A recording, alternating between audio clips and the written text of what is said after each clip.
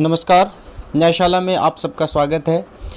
देश में सड़क से लेकर संसद तक आज एक बहस छिड़ी हुई है राष्ट्रपति शब्द को लेकर। एक पार्टी के एक बड़े नेता ने राष्ट्रपति को राष्ट्रपत्नी जैसे शब्द से संबोधित किया। इसको ये माना गया कि उन्होंने जानबूझकर उनका अपमान किया और संसद में बवाल छिड़ गया, सड़क पे बहस छिड़ गई। टीवी में तमाम आप बहस इस विषय को लेकर सुन रहे होंगे। आज मैं बात करूंगा न्यायशाला के सेशन पे कि क्या ये बहस कोई नई बहस है, क्या ये बहस पहले भी संविधान सभा में हो चुकी थी, क्या ये बहस जब एक बार और देश में एक महिला राष्ट्रपति बनी थी तब भी बहस हुई थी। इन सारे विषयों पर आज मैं चर्चा करूंगा। सबसे पहले मैं आपको ले चलता हूं जब संविधान सभा में ये बहस शुरू हुई थी कि आखिर देश का जो राष्ट्राध्यक्ष होगा उसको क्या कहा जाएगा, राष्ट्रपति, सरदार या राष्ट्र का कर्णधार या राष्ट्र का नेता या और भी तमाम शब्द जो है संविधान सभा की तरफ से आए कि राष्ट्र का जो राष्ट्राध्यक्ष है उसको क्या कहा जाए। तो सबसे पहले मैं बात करूंगा कि ये बात तो हुई थी कि जो इंग्लिश का जो शब्द था प्रेसिडेंट ऑफ इंडिया या प्रेसिडेंट, उसके हिंदी वर्जन के लेकर बात हुई थी कि हिंदी में इसको क्या कहा जाएगा। लेकिन प्रेसिडेंट शब्द कहाँ से आया, जो राष्ट्रपति का चुनाव होने लगा या प्रेसिडेंट शब्द कहाँ से आया। तो ये प्रेसिडेंट जो अमेरिका ने सबसे पहले नियुक्त किया था प्रेसिडेंट, उसके बाद से ही बहुत सारे देशों ने अपने अपने राष्ट्राध्यक्ष को प्रेसिडेंट कहना शुरू किया और प्रेसिडेंट शब्द आया। प्रेसिडेंट मूलतः जो लैटिन शब्द से लिया गया था, लेकिन जो सबसे पहले नियुक्ति हुई थी वो अमेरिका में हुई थी। अमेरिका ने प्रेसिडेंट नियुक्त किया था, उसके बाद से ये शब्द हुआ।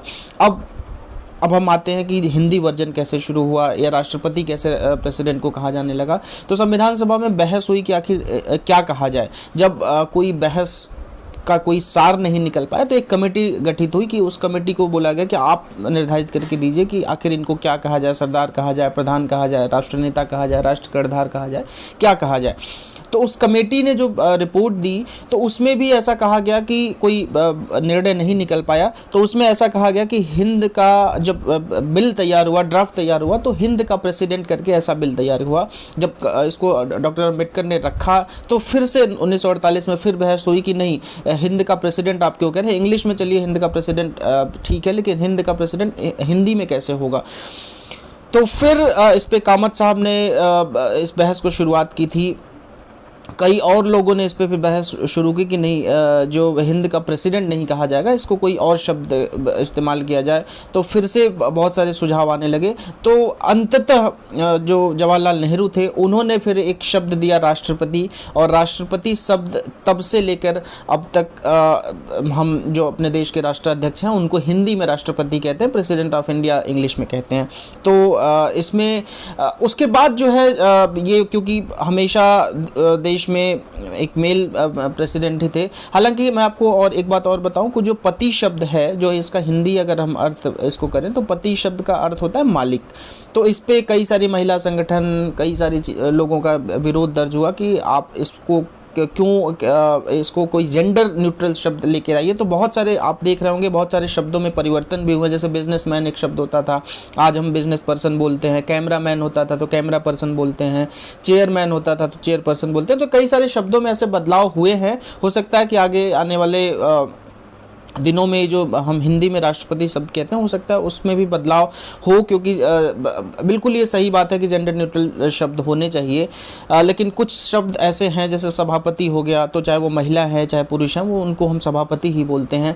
राष्ट्रपति को भी जब प्रतिभा पाटिल, जब दूसरे पे आता हूँ मैं, जब प्रतिभा पाटिल जी राष्ट्रपति बनी तब भी ये बहस शुरू हुई कि आखिर इनको क्या कहा जाए, राष्ट्रपति कहा जाए या कुछ और शब्द कहा जाए। तब बाला साहब ठाकरे ने इस विवाद को मैं कहूँगा कि ख़त्म करने की कोशिश की। तो उन्होंने कहा कि हम इनको राष्ट्राध्यक्ष कहेंगे।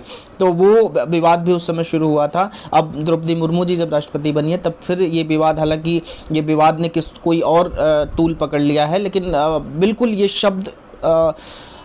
इस शब्द को फिर से बहस करने की ज़रूरत है कि क्या वाकई में इस शब्द को राष्ट्रपति ही रहने दिया जाए या फिर राष्ट्राध्यक्ष या कोई और अन्य शब्द जो जेंडर न्यूट्रल शब्द हो। ये इस पे हम इस पे विचार करें और इस पे फिर से जो प्रेसिडेंट शब्द इंग्लिश का है वो हिंदी में जो हम कहते हैं उस पे कोई और उपयुक्त शब्द लाया जाए। तो ये बहस मैं आप पर भी छोड़ता हूँ, देश की संसद में भी मुझे लगता है इस बात पे बहस होनी चाहिए।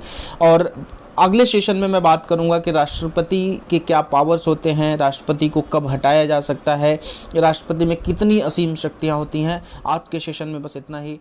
जय हिंद, धन्यवाद।